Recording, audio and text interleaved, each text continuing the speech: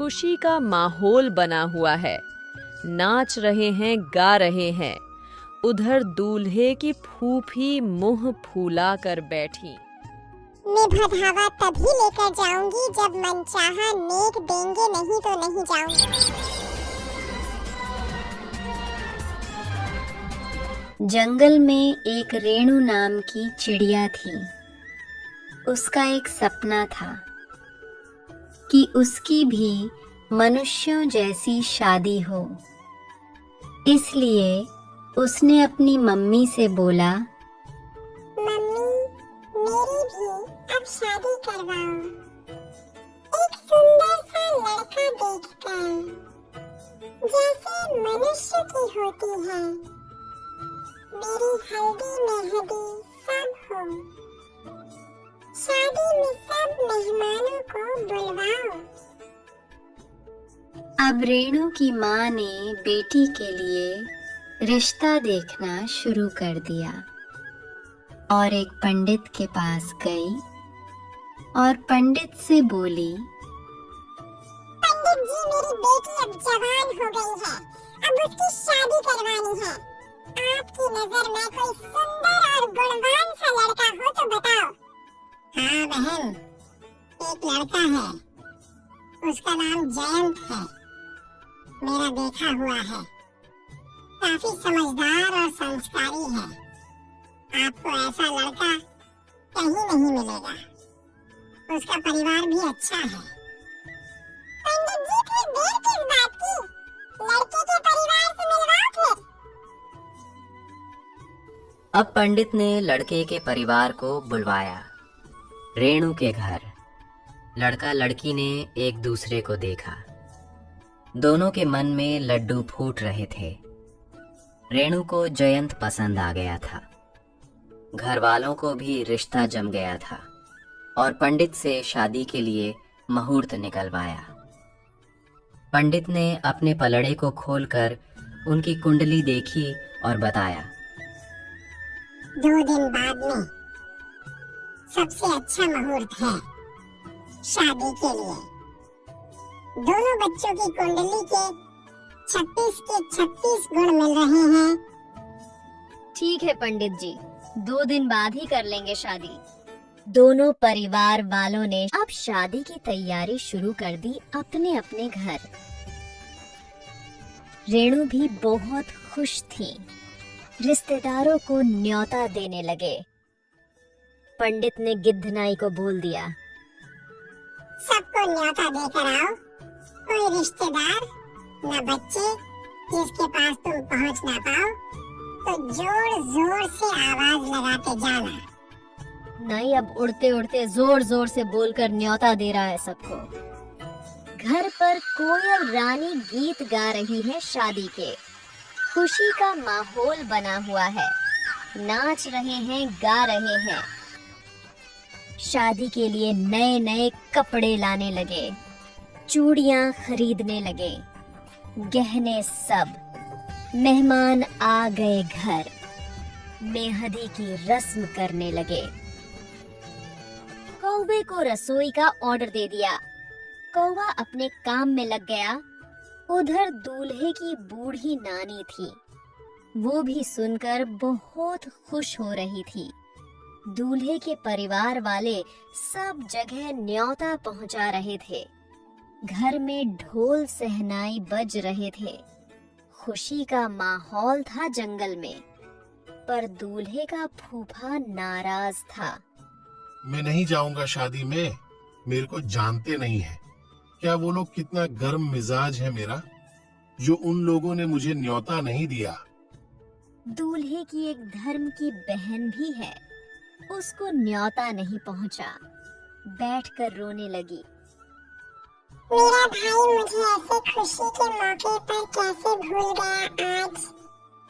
खुशी का माहौल बना हुआ है। नाच रहे हैं, गा रहे हैं। उधर दूल्हे की फूफी मुंह फूला कर बैठी। मैं भदहावा तभी लेकर जाऊंगी जब मनचाहा नेक देंगे, नहीं तो नहीं जाऊंगी। शादी का दिन आ गया। मेहमान आने लगे। मामा भी भात लेके आ गए। फूफा फूफी को भी मना लाए, बहन को भी ले आए। मंडप सज गया, दुल्हा तैयार हो गया और दुल्हन भी आ गई। पंडित ने सारी रस्में करवा दी। विवाह अच्छे से हो गया। दूल्हा दुल्हन ने सबका आशीर्वाद लिया। अब मेहमान खाना खाकर घर चले गए। अबे कालू कौवे वापस चला जा। तूने अपनी शक्ल देखी है जो राजकुमारी तुमसे शादी करेगी। जंगल में एक कणिका नाम की चिड़िया थी। वो जंगल की राजकुमारी थी। सब पक्षियों का ध्यान वही रखती थी, सबकी मदद करती थी। सेवा करने के चक्कर में उसने अभी तक शादी नहीं की थी। एक दिन कणिका की माँ ने कहा, बेटा, अब तुम शादी कर लो। मैं भी अब बूढ़ी हो गई हूँ, जो मेरी भी चिंता दूर हो जाए, कोई सुंदर और अच्छा सा लड़का देखकर। माँ की बात सुनकर कणिका ने सोचा और एक दोस्त से मिलने गई और उसे पूछा, मेरी माँ मुझे शादी के लिए बोल रही है, क्या मुझे अब शादी कर लेनी चाहिए? हाँ माँ, ठीक कह रही है, अब तुम्हें शादी कर लेनी चाहिए। ठीक है, तुम जाकर जंगल में ये ऐलान कर दो, जो मुझसे शादी करना चाहता है उसे मेरे पास भेज दो। सुनो सुनो, जो राजकुमारी से शादी करना चाहता है वो राजकुमारी के पास चला जाए। राजकुमारी अब विवाह करना चाहती है। अब राजकुमारी से विवाह करने के लिए दो पक्षी सामने आए, एक कालू कौवा और एक टूना चिढ़ा। उनको देखकर कणिका बोलती है, माँ, ये तो दो आ गए, अब मैं इनमें से किससे शादी करूंगी? टूना चिढ़ा बोलता है, राजकुमारी जी, मेरे से शादी कर लो, मैं आपको रानी बनाकर रखूंगा।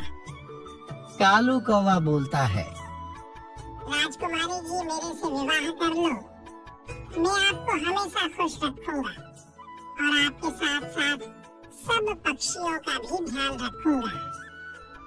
कणिका की माँ ने उनकी परीक्षा लेने की सोची और बोला, मैं तुमको एक पोटली में सोने के शिखे देती हूँ। इन शिखों से तुम्हें राजकुमारी के लिए एक असली सोने का हार लाना है। जो भी हार पहले लेकर आएगा, राजकुमारी की शादी उसी से होगी। अब प्रतियोगिता शुरू हो गई। दोनों हार लेने चले गए। अबे कालू कौवे, वापस चला जा। तूने अपनी शक्ल देखी है जो राजकुमारी तुमसे शादी करेगी। कौवे ने उसकी बातों पर ध्यान नहीं दिया और आगे चला गया और एक सुनार की दुकान में पहुंचा। मुझे बढ़िया सोने का हार दिखाओ, मुझे राजकुमारी के लिए लेना है। अरे कौवे भाई, मेरे पास असली सोने का हार नहीं है। असली सोने का हार आपको जंगल के बाहर एक बड़ी दुकान में मिलेगा, वहाँ से ले आओ। कौवा जंगल के बाहर जाने लगा। थोड़ी देर में टूना चिड़ा भी सुनार की दुकान पर पहुंच गया और बोला, अरे मुझे एक सोने का हार दिखाओ। मेरे पास असली सोने का हार नहीं है। असली सोने का हार आपको जंगल के बाहर एक बड़ी दुकान में मिलेगा, वहाँ से ले आओ। अरे कोई भी दे दो, आपको कोई सस्ता और टिकाऊ सा, मेरे को जल्दी जाना है। सुनार ने वो नकली सोने का हार दे दिया। टूना चिढ़ा उसे राजकुमारी के पास लेकर आ गया। उधर कालू कौवा जा रहा था, तभी उसे किसी के चिल्लाने की आवाज सुनाई दी। बचाओ बचाओ, कोई मेरी मदद करो। वहाँ एक चिड़िया जाल में फंसी हुई थी। कालू कौवे ने उसे बचा लिया। धन्यवाद कालू भैया, आपने मुझे बचा लिया। बहन, मुझे जंगल के बाहर एक सोने का हार लेने जाना था राजकुमारी जी के लिए। अब मैं जाऊंगा तो वापस टाइम पर नहीं पहुंच पाऊंगा। मैं लेट हो गया, ऐसे ही चला जाता हूँ। ऐसा बोलकर कालू कौवा वापस आने लगा। उधर टूना चिड़ा राजकुमारी से बोल रहा था। मैं सबसे पहले आपके लिए हार लेके आया हूँ। अब आप मेरे से ही शादी करो। अभी रुको, हमें दूसरे का भी इंतजार करना चाहिए। उसे भी आने दो। अब कालू कौवा भी पहुंच गया था। वो हार लेकर नहीं आया था, तो बोला राजकुमारी से, राजकुमारी जी, मैं आपके लिए हार नहीं ला पाया। जब मैं सुनार की दुकान पर गया तब वह नकली सोने का बेच रहा था, इसलिए मैं वहां से नहीं लाया असली सोने का हार। जंगल के बाहर लेने जाना पड़ रहा। जब मैं जा रहा था तो रास्ते में एक चिड़िया मदद के लिए चिल्ला रही थी, तो मैं पहले उसकी मदद करने चला गया और तब तक मैं काफी लेट हो गया था, इसलिए मैं आपके लिए सोने का हार नहीं ला पाया। कनिका की माँ बोलती है, अब प्रतियोगिता में जो जीता है उसी से राजकुमारी की शादी होगी।